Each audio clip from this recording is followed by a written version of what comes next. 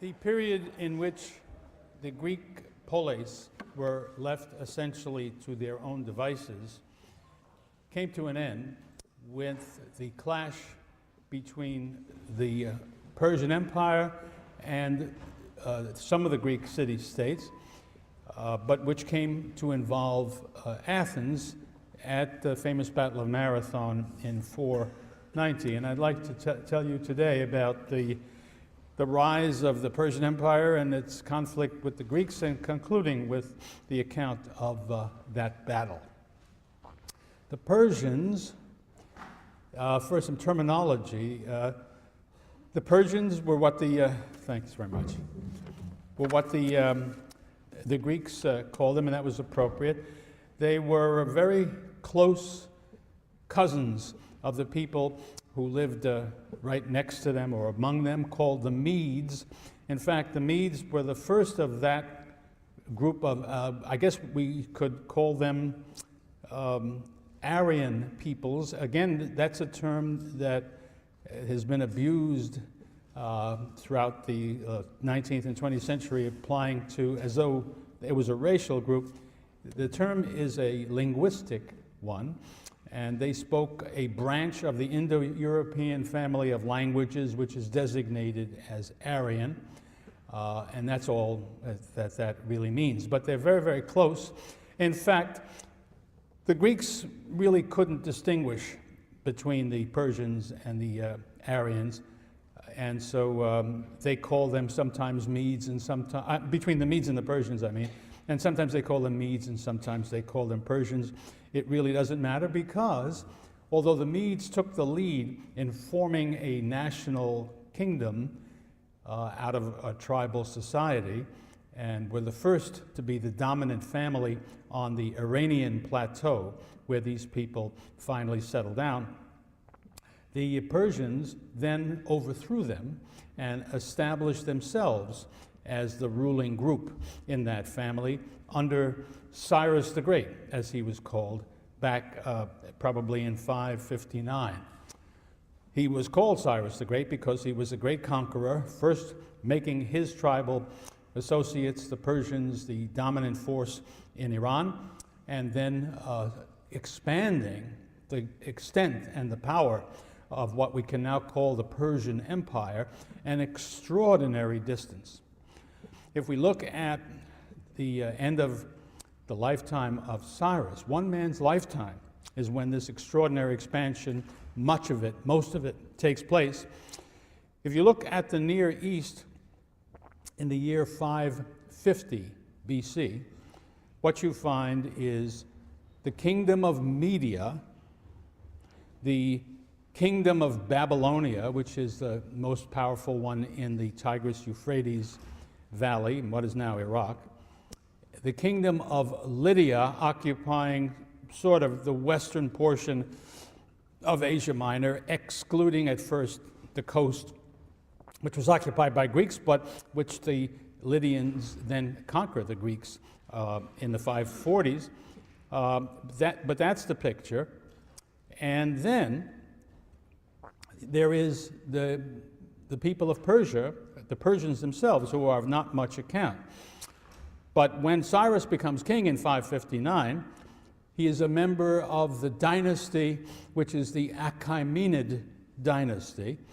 And he conquers his fellow Aryans, the Medes, in about 550, and very swiftly conquers Babylonia, Armenia, Syria, Cappadocia, which is another kingdom in Central Asia Minor, and has already expanded this kingdom to something pretty much unexampled up to that time. Now, meanwhile, in Lydia, the dynasty that began back in the 7th century finds that the king Croesus is the monarch at that point. You will have remembered, of course, that Herodotus' first book pretty much begins its story with King Croesus and his decision to attack the Persian Empire, which is now on his frontier. And you all remember the story that Herodotus tells so charmingly. the story of how Croesus decides he wants to conquer the Persian Empire, consults the oracle of Apollo at Delphi to see how he's going to make out. The oracle gives a characteristically enigmatic answer, but he doesn't recognize the enigma. The answer, he says, what will happen if I cross the Halys River? That's the boundary between Lydia, which had been, between Lydia and the Persian territory. The oracle answers, a great empire will be destroyed. And of course he had in mind destroying the Persian Empire. Instead, the Persians destroyed his empire. And of course that shows you've got to ask the right question and keep answering until you get an answer you understand. Well, Croesus attacks in 547. His capital of Sardis falls into the hands of the Persians in the next year. And so now the Persians are in control of the Lydian empire and on the frontiers of the Greek cities on the coast of Asia Minor. And the conquest of those cities takes place in the years 546 to 539. 539 is a very big year for the Persians because in that year they conquer the city of Babylon and thereby gain control of all of Mesopotamia, another one of the major expansions of this vast empire. The successor to Cyrus is Cambyses, and in the years between 530 and 522, he conquers, amazingly enough, the kingdom of Egypt, perhaps the oldest, but certainly, if not almost the oldest, of the kingdoms of that region, fantastically wealthy, and in its own right, formerly a great empire. Now, if you stop in 522, when Cambyses dies, you see that the Persian Empire extends on the west from the Aegean Sea and the Mediterranean Sea to the west all the way to the Indus River in what is now Pakistan. And from the south to really to what is now Sudan at the southern end of the Nile River, and up north to include the European coast of the Hellespont and the region and the waters, the straits, and the European coast of the Aegean Sea. And he comes right up as far as the Danube River.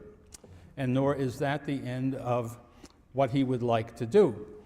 Cambyses launches an invasion of the territory beyond the Danube, which was not in the shape of any kind of a national kingdom yet, just an area filled with different kinds of tribes, which the Greeks called Scythians, pushing all the way back into Russia, all the way back to the Caucasus Mountains and perhaps beyond.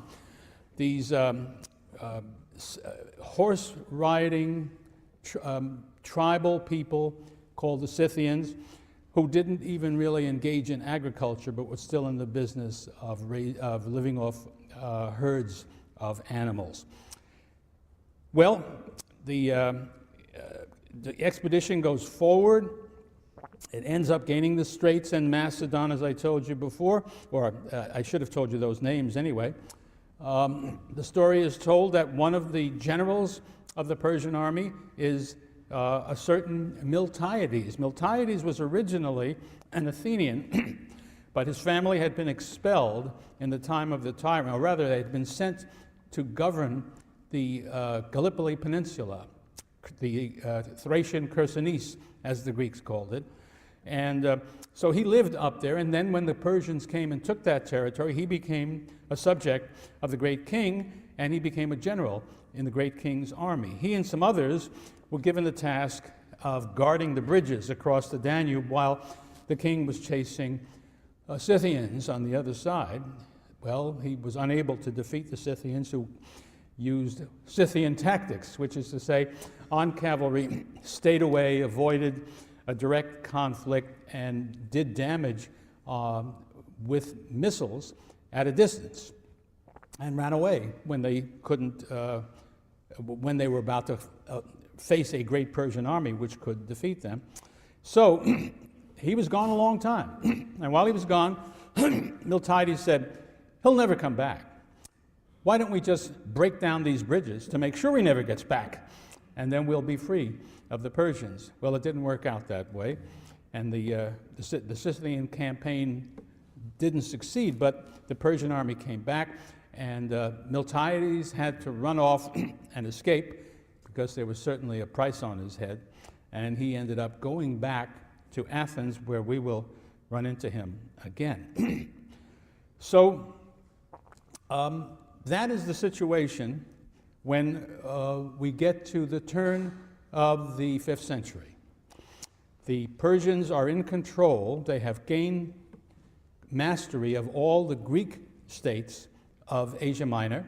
The typical relationship between those cities and the king of Persia was the same as all of his subjects. He insisted in every case that the defeated states who came under his power should give earth and water to him as a symbol of their complete subjection to him. There was no kind of relationship to the great king except of one of complete subjugation. The Greeks regarded that relationship as one of slavery. But as a matter of fact, the Persians were not harsh rulers for the most part. All they required of the subject peoples was that they should pay a tribute to the king, and it was obviously not one that couldn't be met. Obviously, nobody likes to pay a tax, especially to a foreign conqueror, but it wasn't something that destroyed the economy. And to do military or naval service at his command and under his command as well. So if you did that, they left you alone. At this point, the characteristic regime was to have a tyranny appointed by the great king of Persia in each Greek city, but you should remember, use that word in its original concept. Doesn't mean they were harsh, it doesn't mean they were particularly cruel. They were the satraps, the representatives of the king in that region, and they had absolute control, but we don't hear about any specially harsh treatment of anybody. That's the situation when we will come very shortly to the beginning of conflict between the Greeks of the mainland and the Persian Empire when the Ionian Rebellion breaks out. But before that happens, we need to go back to Greece and see what's going on there. Remember, in Athens, the Cleisthenic Revolution has taken place. The new hoplite democracy that I have described to you is brand new and very insecure, fearful that there are enemies within. Some of them are friends of the aristocratic families that have been defeated and fled. Some of them friends, relatives of the tyrants whose loyalty to the new regime is not clear. So that's one fear. Another fear is that the Spartans will not accept their expulsion and the expulsion of their friends, but will come back again with an army to try to conquer Athens and turn it over to the aristocrats. And yet a third problem, Athenian neighbors, with whom the Athenians have old quarrels, may take advantage of their beleaguered situation and attack them. So that has to be remembered. Athens is in a very insecure spot. And Herodotus tells us, excuse me, that in these circumstances, the Athenians attempt to get help by sending a mission to the king of Persia, asking for an alliance with Persia as a way of fending off these troubles. And of course, the king only knows one relationship with other states. He doesn't know anything about alliances that have any equality associated with them. He asks the ambassadors of the Greeks, of Athens, to give him earth and water, and then they can be friends. The ambassadors say, okay, we'll do that. But when they come back to Athens, the Athenians are outraged that they have done so. They punish the embassy, and there is no relationship between Persia and the Athenians. And indeed, what they feared happens.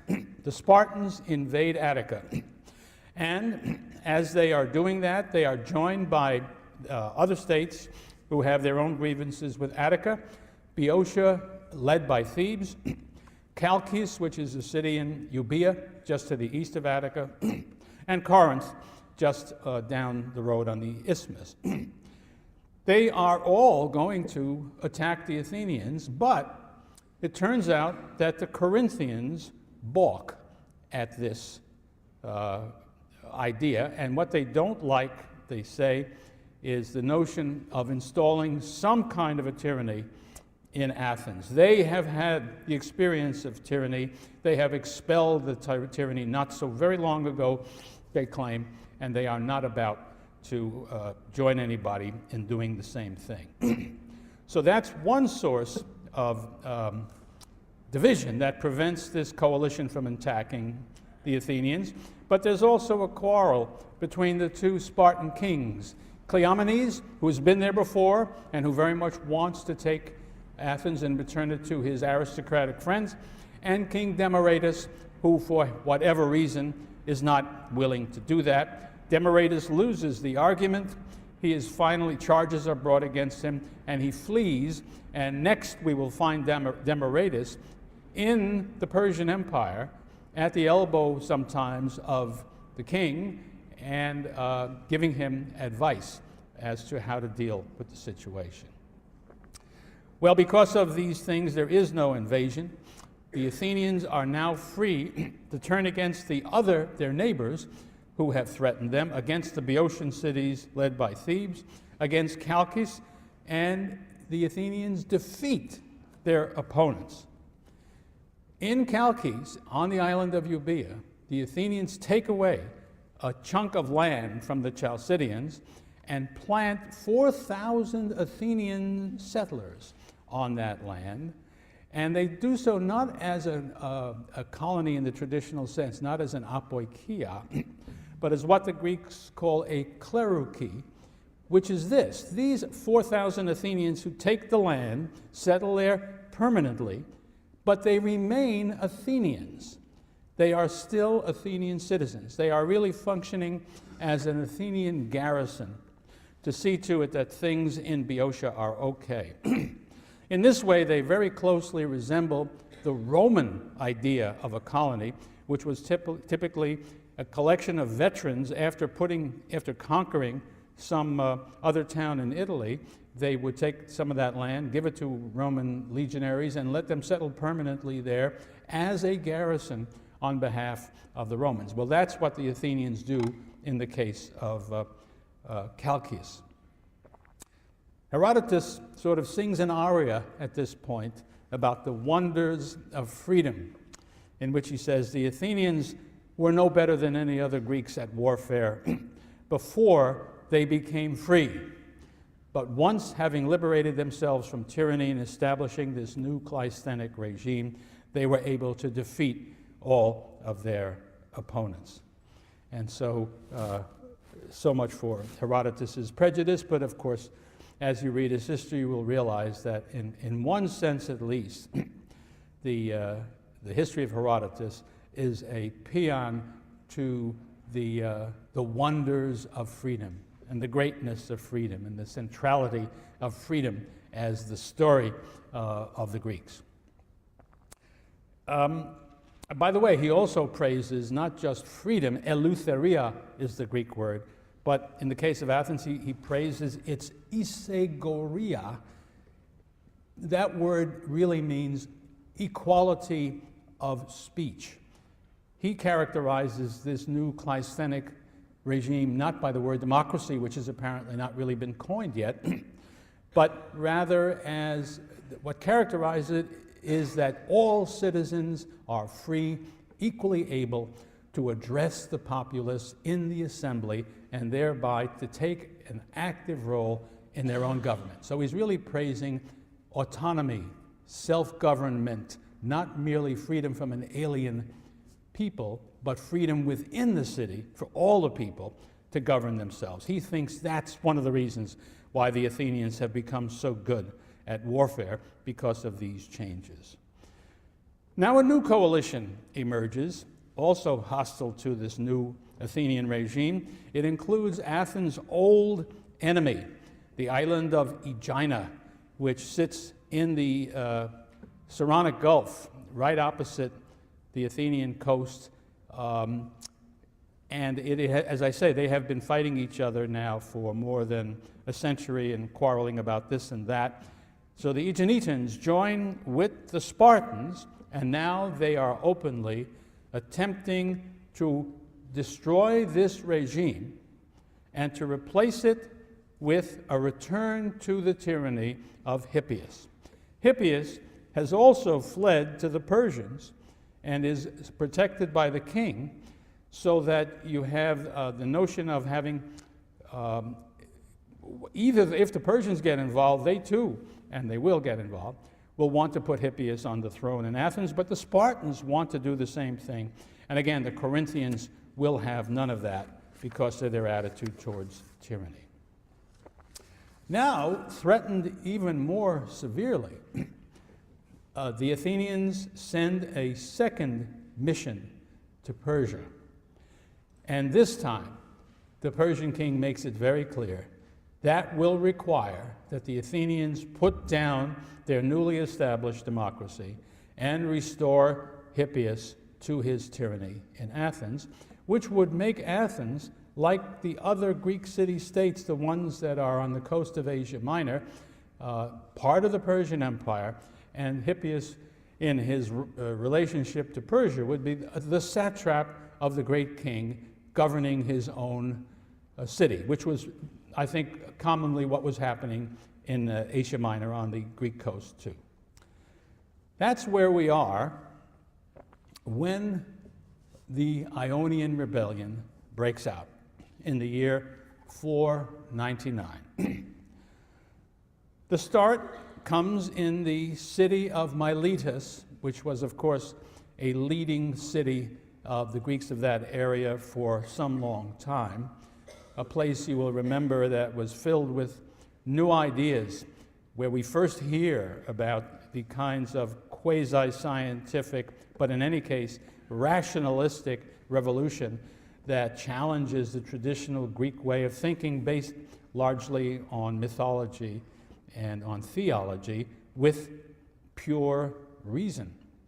I don't want to suggest that the Milesian philosophers were without religion. I'm simply saying they're introducing something new that stands on the side of religion, and when it comes to their attempt to explain what they are trying to explain, the physical universe, for the most part, it really does put aside religious concepts and replace them with observation and reason as the way to do things.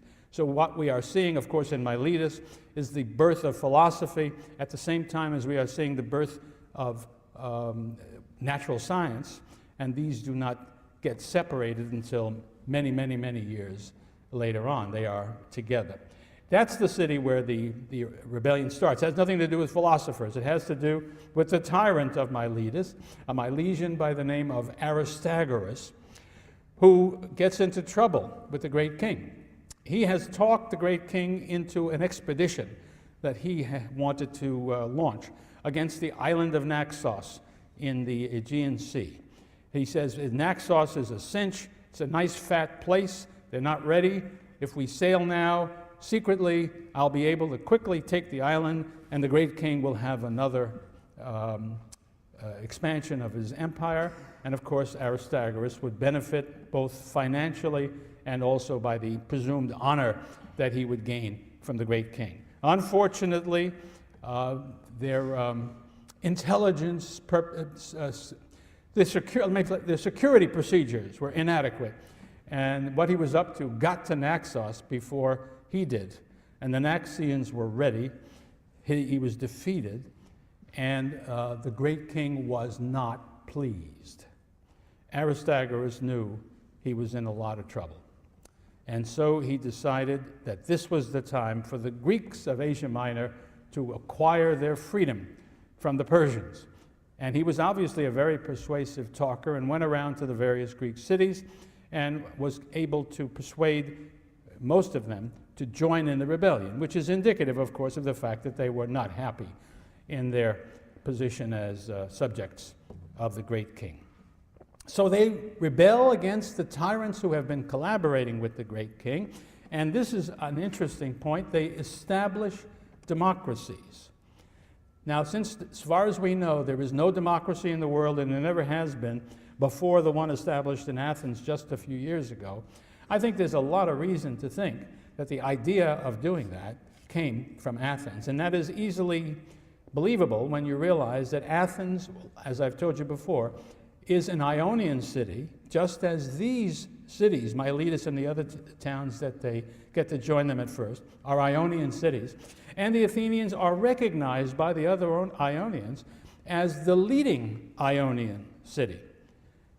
So that all of that makes me think that it's hard to avoid the conclusion that it's Athenian democracy that is the model for these rebellious Ionian states.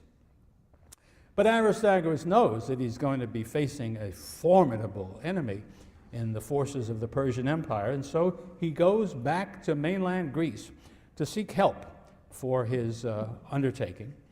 And the first place you're going to go if you want military assistance in the Greek world, of course, is Sparta. And there indeed he goes. Again, charming stories that Herodotus tells about it. He goes to King Cleomenes and he tells him he would, what he's trying to do, and he tells him how rich the Persian Empire is and how if they are successful in this rebellion, they will be able to seize some of the wealth and the territory of the Persian king. And won't that be nice for Cleomenes and perhaps for the Spartans as well? Cleomenes says, well, I don't know. He sort of scratches his head and he says, how far is the capital of Persia from your city on the coast of the Aegean Sea? And Aristogamus is a sharp, shrewd cookie, and so he says, I'm glad you asked me this question. And he pulls out the first recorded map in all of Greek history, and presumably unrolls it, and he shows you see, here's Miletus, and then there's this royal road, and if you take it down here, here is Susa, the capital of the Persian. He says, how far is that? How long would it take me to march from the coast to there? He says, 3 months.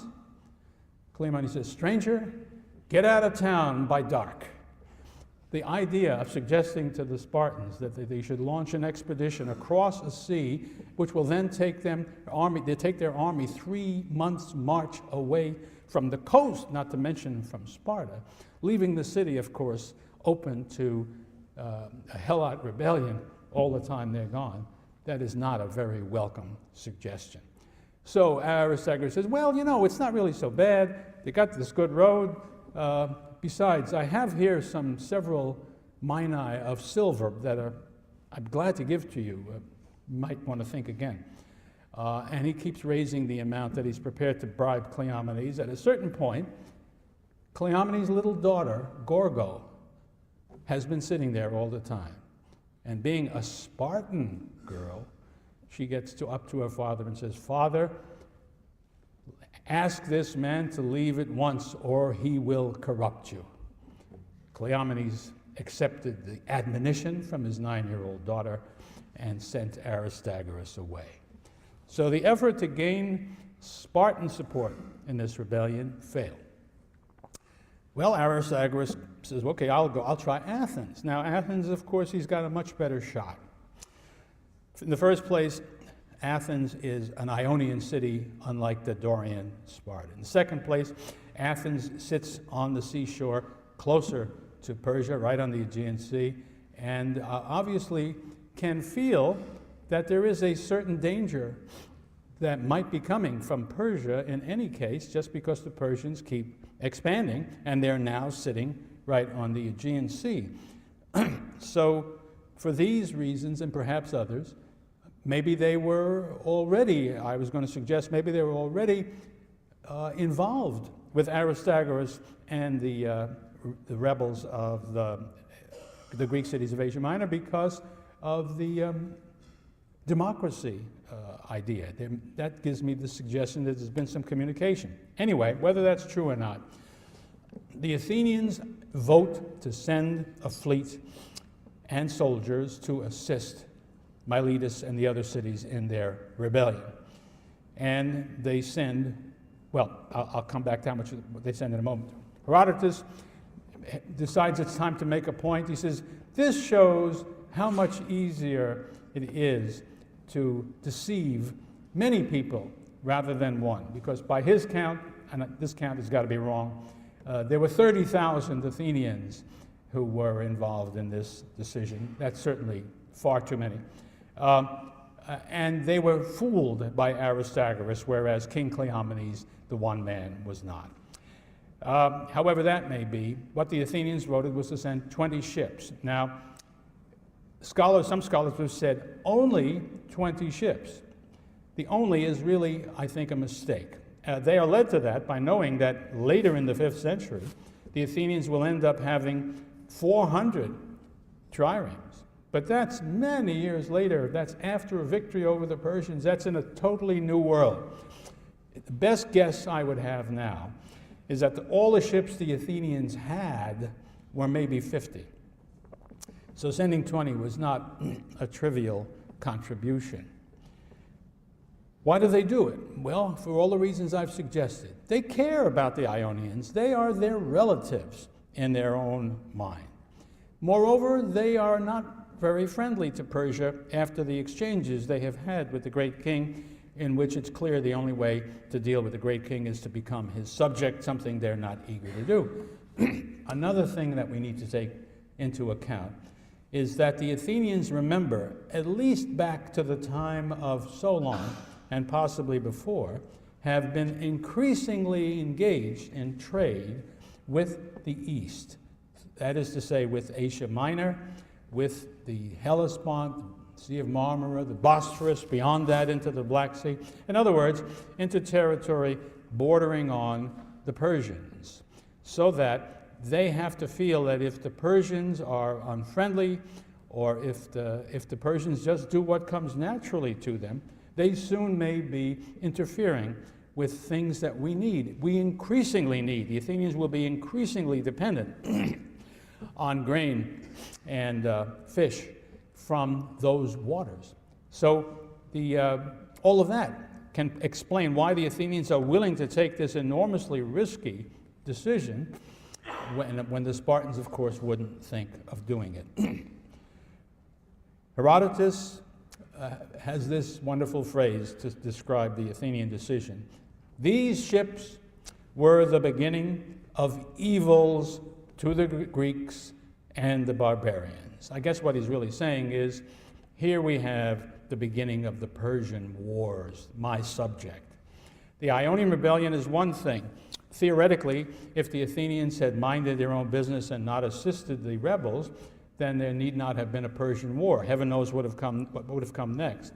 But in any case, I think Herodotus is saying, once the Athenians decided to participate, assist the rebellion of their relatives in Ionia, this was the beginning of the Persian wars for Athens. Well, the 20 Athenian ships land in Miletus, and their soldiers march inland very swiftly and reach the city of Sardis, which is the capital of the satrapy of Lydia, which is now a Persian province, and are successful in defeating the forces that come out against them and set fire to the city of Sardis. So they've done real harm. Having done that, the Athenians, forgive me, I've left out a small but important point.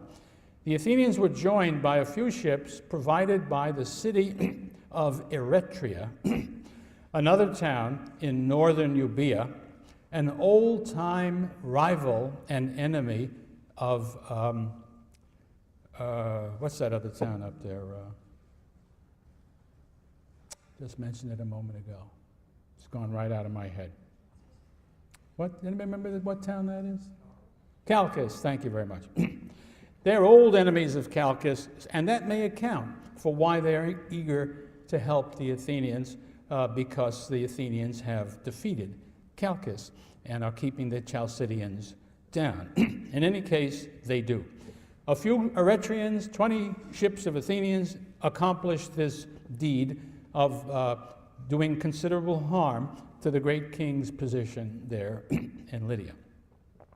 Well, now the Persians launch a thoroughgoing expedition with the intention of subduing their Ionian subjects and bringing them back to subjugation.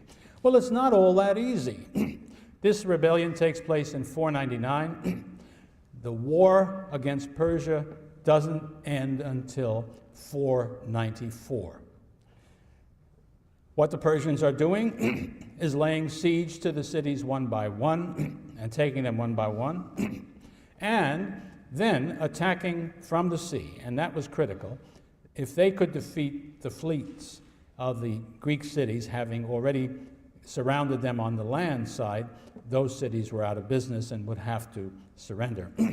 And in 494, the fleet that the Persians gathered, the Persians, of course, were landlubbers. They had no navy of their own, but they had a very considerable navy provided by the Phoenicians, who were among the earliest of the sailors of the Eastern Mediterranean, whom the Persians had conquered, and the Egyptians, who had a naval tradition as well. So there was a big Egyptian contingent, a big Phoenician contingent, and when they were under Persian rule, the Ionians provided ships for the great king too. They weren't available right now. They were going to be fighting against the great king. But that's where he got his forces from. They were numerically superior, and they were very good sailors and oarsmen. So finally, at the Battle of Lade, that's Lade, off the coast, that is on the coast of Asia Minor near Miletus, the Persians destroyed the fleet of the Greeks and put down the rebellion.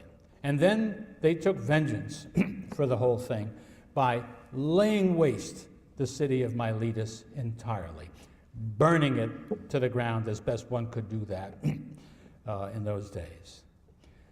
So the Ionian rebellion has come to an inglorious conclusion. What next?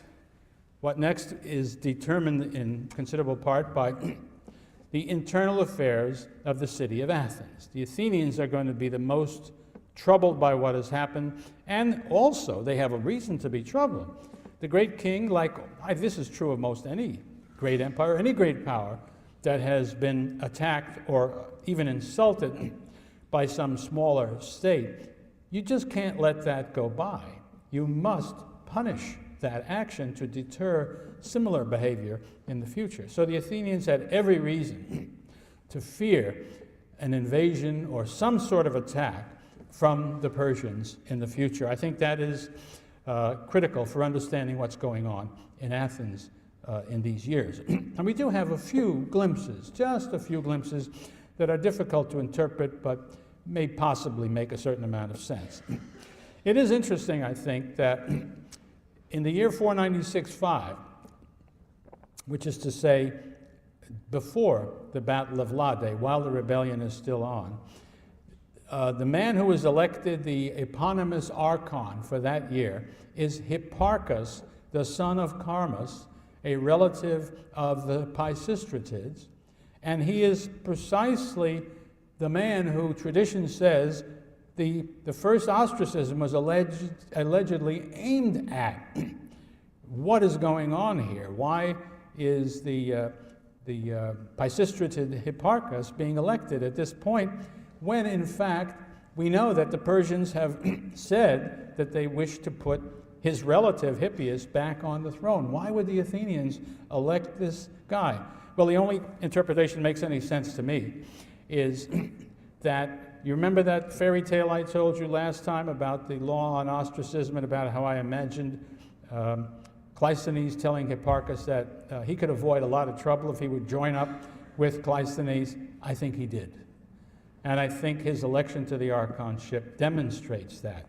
It's still Cleisthenes' regime that is in power. If Hipparchus gets elected archon, it must be because he's on board. All of this is hypothesis, but it seems to me to make sense. The next event that we hear about in Athens that's relevant to our story is that in the year 493, the Athenian tragedian Phrynichus presents his play called The Capture of Miletus. We don't have the play, but we have stories about it, including one in Herodotus.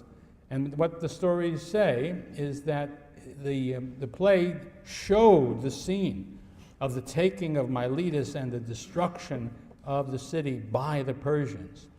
And that the play was so moving, the Athenians were made so unhappy by seeing this story that they took measures against the playwright for making them so miserable and fined him heavily for doing so. What's that all about? Well, there are various possible interpretations. But I think the one that's most persuasive to me is that Phrynichus knew perfectly well that when he put on this play, it would cause great unhappiness in Athens and great anger. I think he hoped it would raise anger against the Persians, and it would support the idea of the Athenians preparing for war against the Persians, either in the likelihood that the Persians would invade or that the Athenians would have to do something aggressively against Persia somehow. I think, that's interpretation that strikes me as being more plausible than other possibilities, but again, it's only a hypothesis. In the same year, Miltiades comes back to Athens, having traveled from his home in the Gallipoli Peninsula, and he is, think of it for a moment, what's his position going to be vis-a-vis Persia? It has to be anti-Persian, because he has betrayed the king of Persia. He's obviously got a price on his head. If the Persians succeed in putting Hippias on the throne and making Persia boss of Athens, his life isn't worth a nickel. So he's got to be anti-Persian. And I think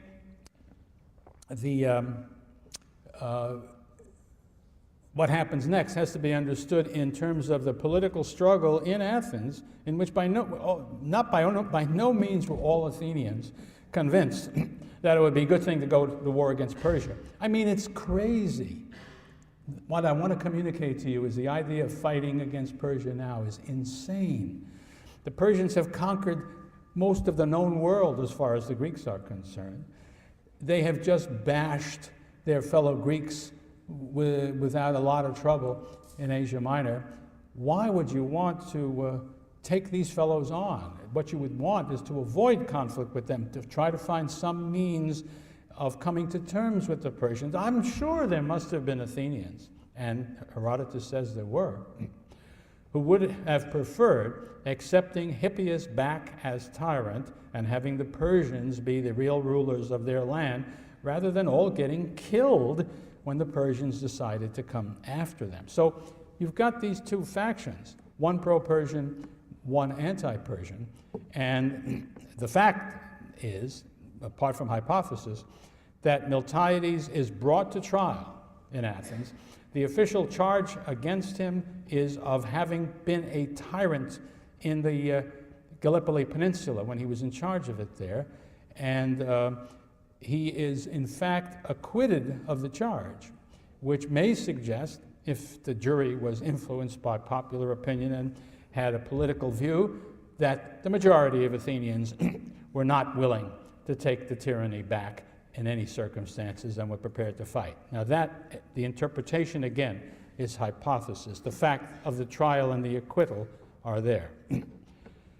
Another interesting event is that in the year 493 too, that was one big year, that year 493, Themistocles is elected the archon, the eponymous archon for the year, and we shall see that Themistocles will play a very large role in the Great Persian invasion of 480, and he will be a participant in the Battle of Marathon too. And Themistocles is a great champion of the navy. He has concluded, for varieties of reasons, that Athens must have a much larger navy than she already has. And he also is obviously a member of that faction that thinks the Persians will be coming and that wishes to be ready and is eager to fight against the Persians. So Themistocles is on the scene, and one of the things he does that looks forward to the rest of his career is that he wants to move the naval base of Athens from Phaleron Bay, which is just a beach, unfortified, completely open to attack if anybody comes. So the Athenian fleet presumably would be drawn up on the sands of the beach at Phaleron, where you can go swimming to this very day. And if those ships are up there on the sands, a Persian fleet comes sailing up, they're stuck. What he wants to do is what he begins to do, to make Piraeus, about 5 miles up the road, into the port of Athens, the naval base of Athens. It has 3 of its own harbors, readily protected. If you build walls around them, if you fortify the Piraeus, then you have a port that will be secure against an attack and also be a very good base for moving out of. So, Themistocles demonstrates what will be his policy for the rest of his life in regard to Athens, and the fact that he's chosen Archon may be indicative of the mood in Athens, which is increasingly unwilling to accept the idea of a return of Hippias and of Persian rule, and is ready to fight about it. Well, by now, the king of Persia has decided that he must avenge all that has happened, and he must go after the people who have done him harm. Athens, number 1, the little town of Eretria, number 2. He takes a great Persian fleet, accompanied by a great Persian army, and starts marching along the Aegean coast, first the east coast, and then crosses the Hellespont and goes over onto the northern coast. And he himself is not doing it. His general, Mardonius, is in charge. He conquers the regions of Thrace and Macedon on the north shore of the Aegean Sea. But in 492, while his fleet is lying off the peninsula that contains Mount Athos, one of those terrible Aegean storms that can come up very suddenly does indeed come up very suddenly and pretty well wrecks the Persian fleet. So serious is the damage that the Persians have to abandon their invasion of of Greece, and heading for Athens at this time. This, I should point out, is precisely the route the Persians will take for their major invasion in 480. But for the time being, that has been put off thanks to the intervention of the storm, or as the Greeks might put it, of the gods. Now, as the Persians have actually begun to make their invasion, the Greek cities are aware the Persians are coming, the Persians are coming.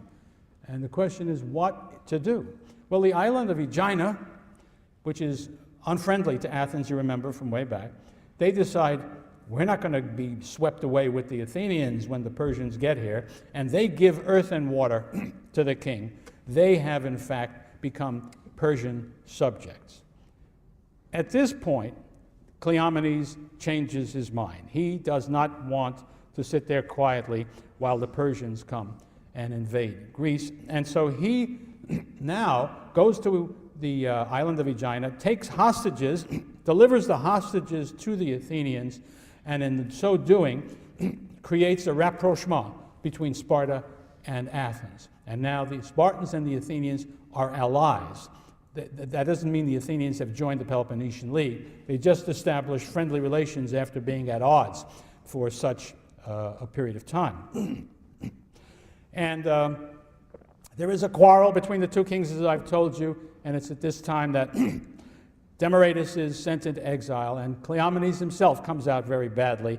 So both kings will be in some degree of disgrace at the time of the Battle of Marathon. Well, let us turn then to the Persian invasion that culminates in the Battle of Marathon. The purpose is very simple. To punish those cities that have insulted and damaged the great king, Athens and Eretria. To restore Hippias to the tyranny in Athens and from where he can serve as the king's satrap. And surely also to gain a foothold in Greece on the way to conquering all of Greece. Why should he want to conquer all of Greece? Herodotus tells a story about his relative who tells him, for God's sake, what do you want to go to Greece? There's nothing there but a lot of rocks. What is the point of conquering the place?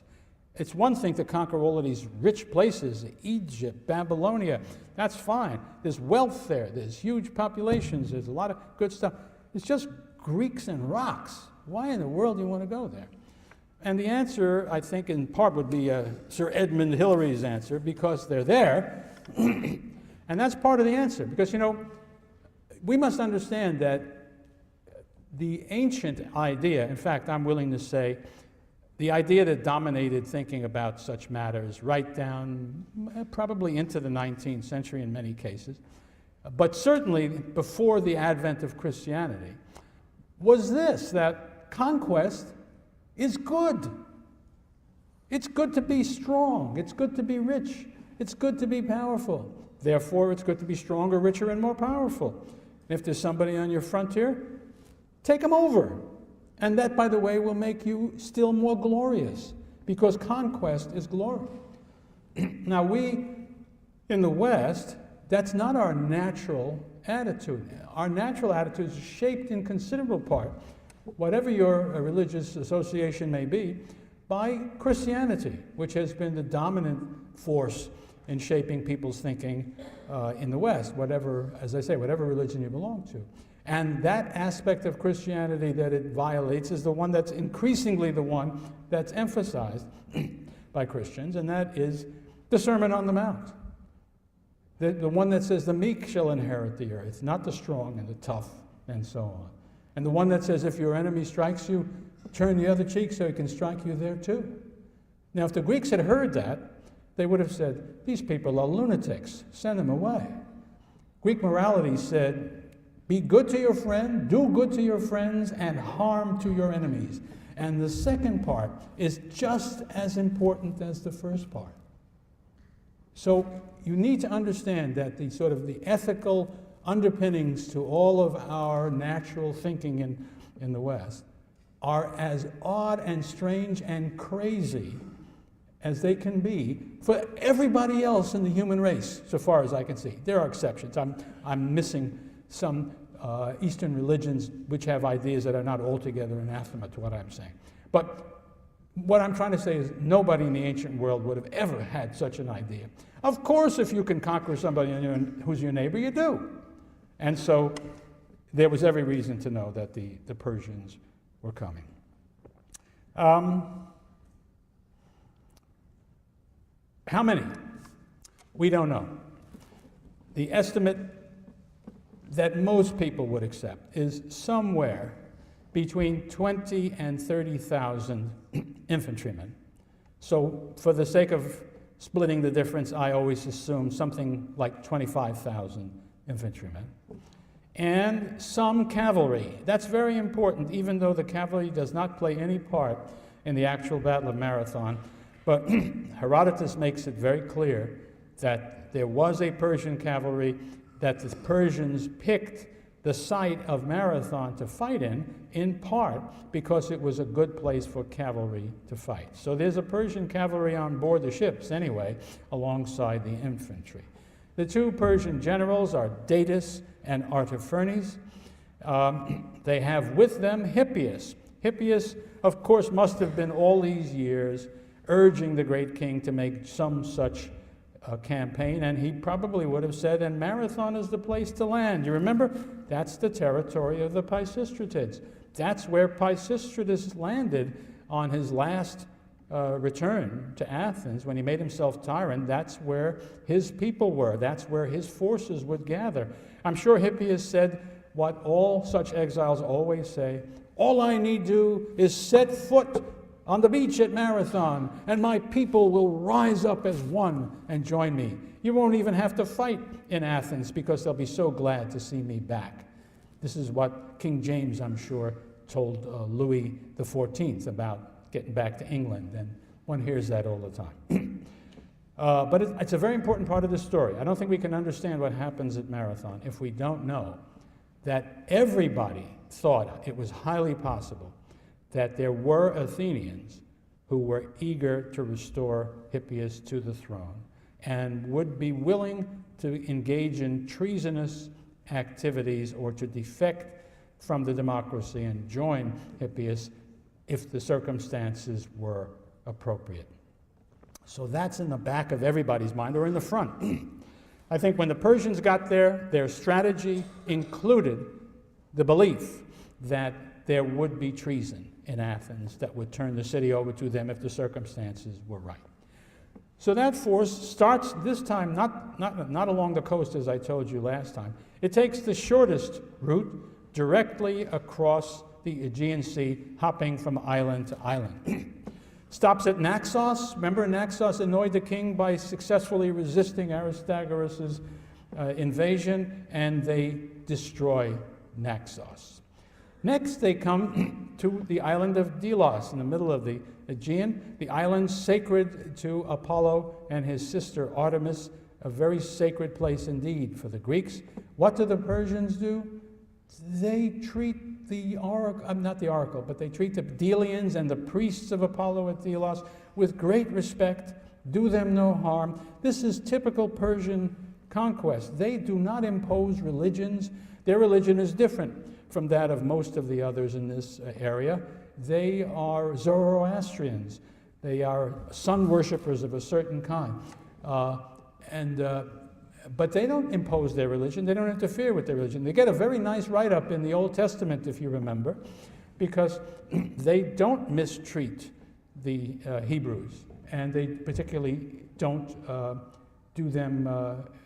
compel them to abandon their own religious practices as the other invaders do. So, what are the Persians saying by these actions? They are saying, we are not at war with the Greek gods. We're not even at war with the Greeks.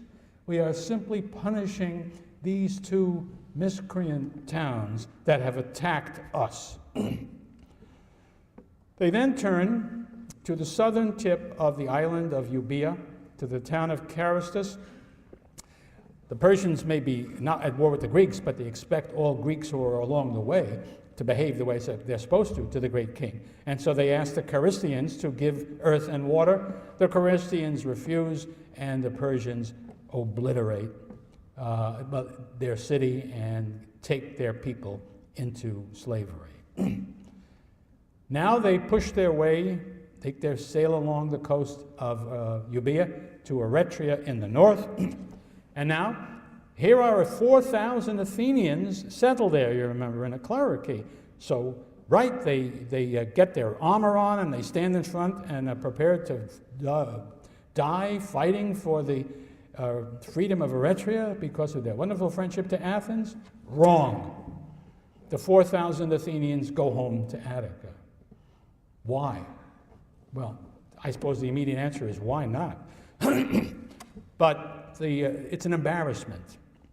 And Herodotus, I think we have to realize, is very friendly to Athens all throughout his own history. I doubt that there's no doubt that he spent time in Athens. He seems to have been a friend of Pericles in later years.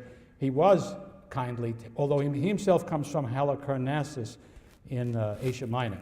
But he did spend a lot of time in Athens, and there seems to be a pro-Athenian cast. One thing also is that many of his sources were Athenians who told the story their way. So their answer was the Athenians were ready to fight to save Eretria, but the Eretrians said, there's no point. Why should you get killed too? It's not your town. Why don't you go home? If you can believe that, you can believe anything. But I don't. I think the Athenians realized there was nothing but disaster if they stayed, and they could believe if we get back to Attica, we might be able to make a contribution to defending our city. Okay, so now here they are at Eretria. The Athenians are gone. It's time for the invasion.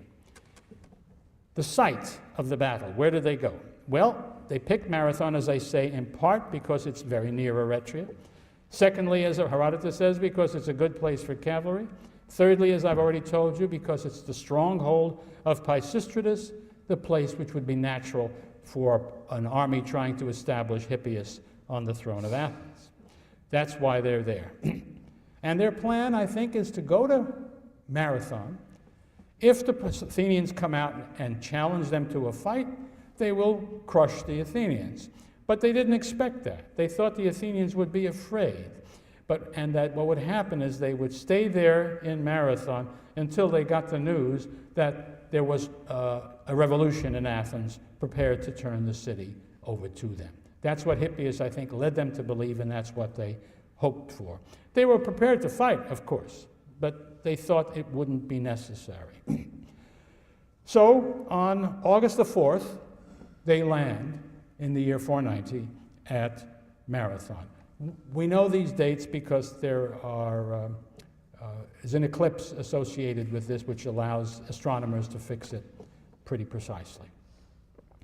The Athenians, of course, when they knew that the Persians were coming, and that news would have come to them the minute they got to Naxos, then ships would have come to Athens, so the Athenians were well warned, went to their new friends, Sparta, to ask them for help, of course.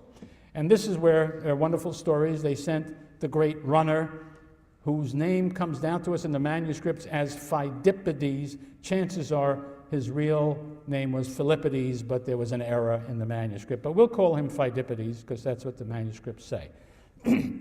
And he races to Sparta as fast as he could go. Took him less than 2 days. Where he came to the Spartans and he said, the Persians are coming, please help us. The Spartans said, we would love to come and help you. Nothing would please us more.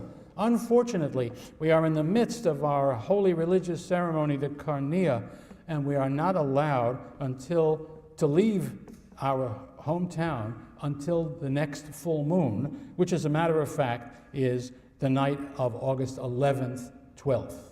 In other words, a whole week after the Persians are going to land.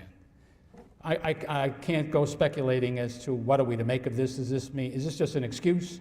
Are the Spartans serious about this? Our tendency, I suppose, being modern and cynical, would be to say it's only an excuse.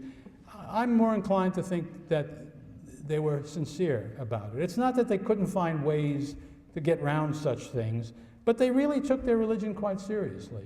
And it may be that, that did play a role. Be that as it may, two things that the Athenians now know. They know the Spartans have promised to come, but not for another week. Both of those things should be on your minds as you try to understand. Now, Herodotus says that the Athenian army marched out from Athens and went to Marathon, and then they had an argument about what they should do. But I don't think that's right. There must have been a debate. There had to be a debate in Athens. You couldn't take an army out of town without having an assembly to argue the question, should we send an army? And if we should send an army, how big should the army be? And having that decided that, who should be in command? All those things had to be settled by the assembly in Athens. So that's where the debate took place. Some favored defending the city of Athens. Now, we don't know how well the city of Athens was walled, defended by fortification at this time in its history. It may not have had any wall, but I would be surprised. But it certainly did not have a wall that was guaranteed to be effective against an attack. And so I think we should understand that is not going to be successful. To stay home and defend Athens means to allow the Persians to run all around Attica, doing anything they want, causing all the harm they could. Remember, something over 75%, maybe as many as 90% of the Athenians had farms out in the country, had houses out in the country that would have been exposed to the Persians. And so there was good reason for them not to think that was a great idea. The alternative was to send an army out to allow the Persians to land, because they couldn't stop it. They didn't know where the Persians were going to come. But as soon as they heard that the Persians had landed, to send an army there and meet them at the place of landing. Miltiades emerges as the leading figure here, not because, I mean, he is a general, but that's not the only reason. It's because everybody knows Miltiades is the resident Persian expert. He has been a general in the Persian army, and so that gives him a reason to be listened to, but he's obviously also a person of great merit and quality, proves it at the Battle of Marathon. He must have been an impressive fellow. So for all these reasons, whatever his formal position was, and I think it was simply one of the generals, de facto, he had much more influence than others for these reasons. And his argument was, let us go out and meet the Persians where they land. And the reasons were, we don't want them to be able to get to the Spartans, but beyond that, there was fear that if we stay home and wait and let the Persians do whatever they're going to do, every day that passes increases the danger of treason from those people who want to turn the city over. And it's also so completely against the ethic of the Greek warrior, and I would say more specifically the hoplite warrior. You don't let your enemy ravage your countryside. You don't let them destroy your farms. This, in a way, goes all the way back to Homer, the notion of arete. A man must have courage. He must stand up against an enemy who invades his country. And then again, beyond that, you move to the world of the hoplite, and you're talking about defending your homestead. All of that argued for going out there. So the terminology I would use for modern terminology to explain what the Athenian strategy was to go out and to contain the beachhead. Go out, confront the Persians where they are, don't let them get inland from where they landed. So they do land at Marathon with about 2,500 infantry. Now remember, their infantry are not hoplites. They do not have heavy armor. There are pictures on wonderful paintings on vases. Yes, sir? Sorry, did you say 2,500 or 20? I meant 1,000. I hope yeah, thanks very much. There are vases that show the Persian soldiers at Marathon, and they are wearing pants, as I told you, but they're not carrying any, they're not wearing any armor. And their shield is a kind of a wicker shield, so that their armament is much inferior to the hoplites. And keep in mind, too, that the Persian army is always made up of a collection of subject peoples. Yes, there will be some Persians, but there will also be lots of folks who are not Persians in there, so they lack that unity that the Greeks will have.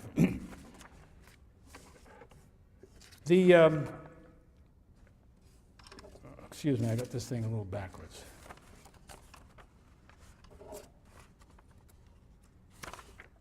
Well, never mind. Miltiades' plan is this.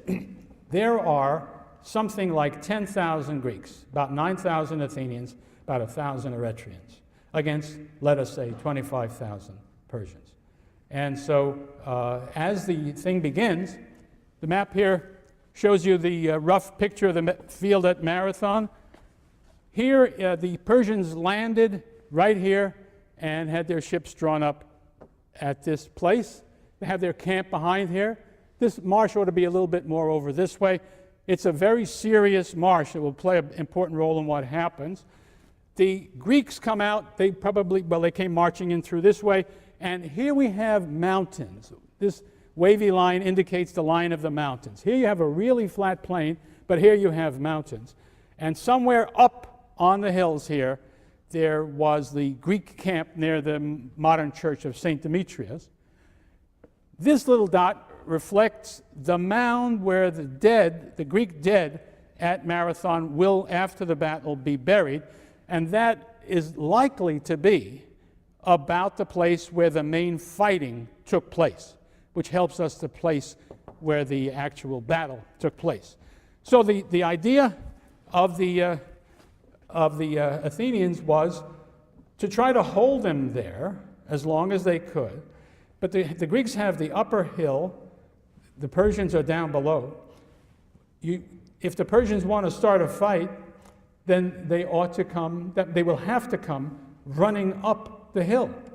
Well, that is not a very attractive proposition. And so the Greeks feel, let them come for us. It's our country, they're sitting here on the thing, they've got to do something, we don't. Meanwhile, the Persians are waiting for treason so that the city will be surrendered to them. A week goes by with the two sides looking at each other and doing nothing.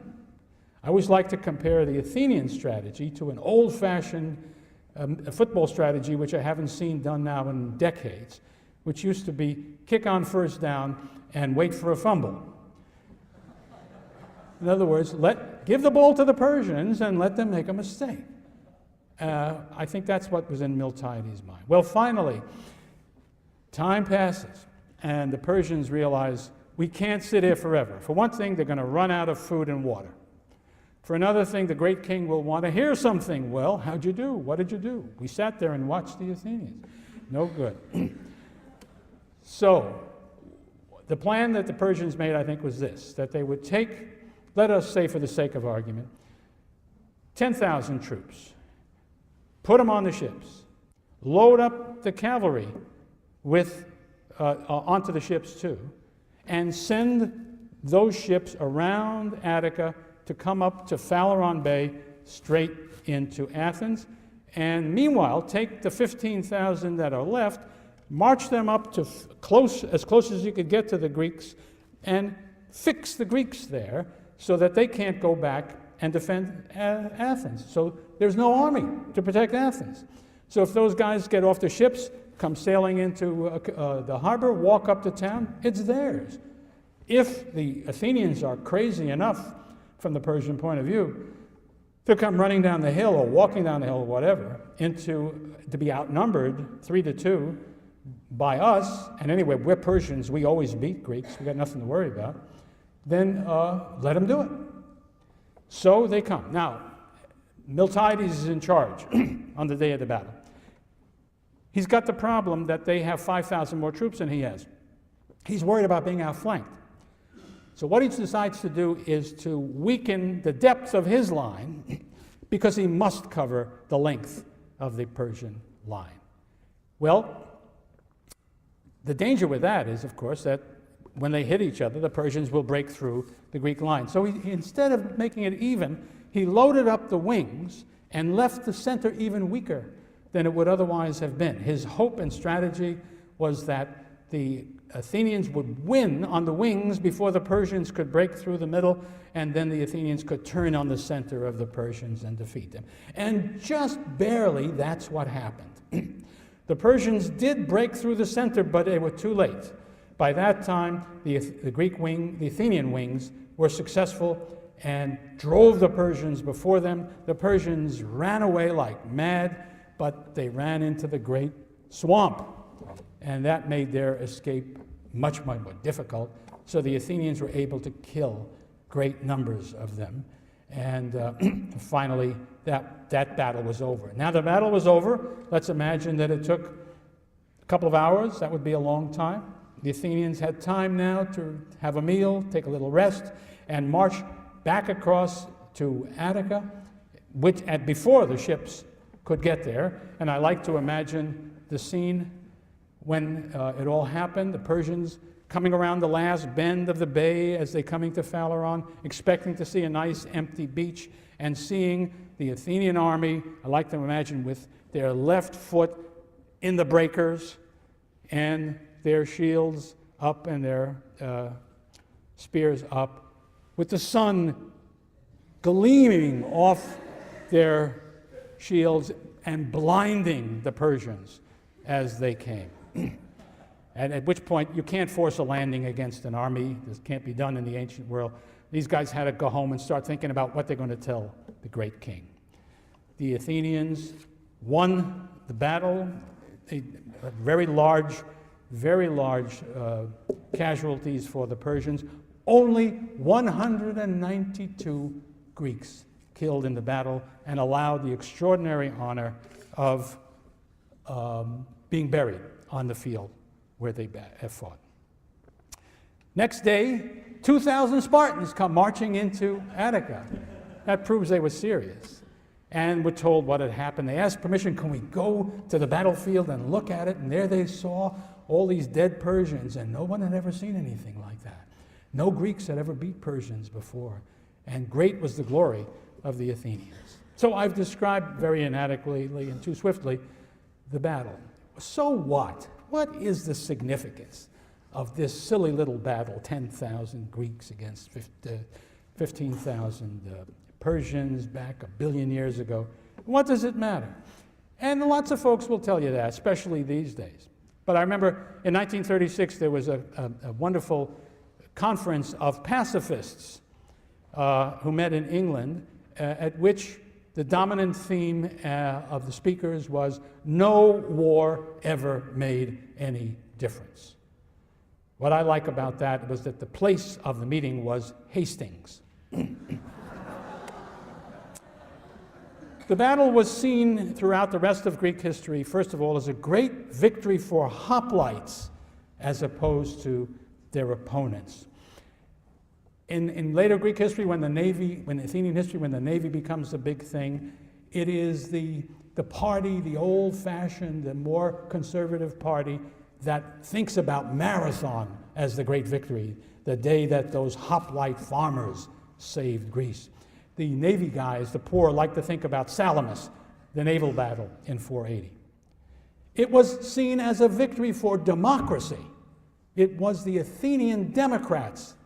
Later on, I'm sure they were glad the Spartans never got there, because they could claim it as their own and as a victory for democracy as well. It was also the first, as I say, Greek defeat of the Persians. As Herodotus says, for up until then, even the name of Persians was a fearful thing for Greeks to hear. It was the source of tremendous national pride and glory for Athens, and scholars have compared the impact of the Battle of Marathon on the Athenian image of themselves with the defeat of the Spanish Armada by Elizabeth's English fleet and the beginning of the glory of the Elizabethan era. It was seen as a victory for freedom because the price of defeat would have been slavery in every sense as they understood it. Greek civilization, and I'll come back to this in a minute, could have been strangled in its infancy because it is in its infancy. But again, we ought to pay attention to those people who suggest that people like me are embellishing the significance of all this. One English statesman said, war wins nothing, cures nothing, settles nothing. Speaker was Neville Chamberlain. In 1936, Bertrand Russell, philosopher, declared, disarmament and complete pacifism is indisputably the wisest policy. And he urged the gradual disbanding of the British Army, Navy, and Air Force as Hitler was moving into the Rhineland. Does victory in war make a difference? I would say, ask the losers, the victims and the survivors of the Holocaust. Ask the descendants of the slaves in the American South. Remember this, if the Athenians had lost at Marathon, Aeschylus had just begun his career as a playwright. Sophocles hadn't written a play. Euripides, of course, hadn't either, nor had Aristophanes. Socrates, if I got this right, yeah, Socrates wasn't born yet, much less Plato, Aristotle, Phidias. There was no Parthenon. None of those glorious buildings that we make us think about the greatness that was Greece had been constructed. There would be no democracy because this was the only place where it had any existence. The scientific revolution, which was almost beyond its infancy in terms of being new, would have been wiped out. There would be no memory. There would be no record of any of this. And therefore, no Western civilization, no political freedom. For all these have occurred in no other culture in all the years since that time. That's why I wanted you to know a little bit about the Battle of Marathon, because I think all of us alive today here owe a very great debt to the 10,000 marathonomachoi, the fighters of Marathon, who fought for Greek freedom and for ours too. Thank you.